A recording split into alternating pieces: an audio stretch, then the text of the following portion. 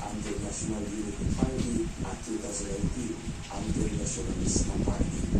Taong 2003, Go Tansya!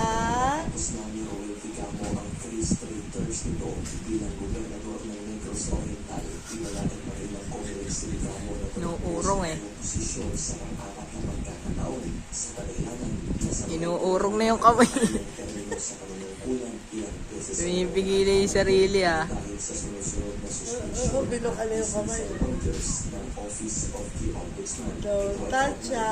Nasasangkutan ito Tarantantan! sa mga gusto natin paggamit ng naturang calamity fund mula sa Bagyong Sendong noong 2011 na nagkakahalaga ng 480 million pesos.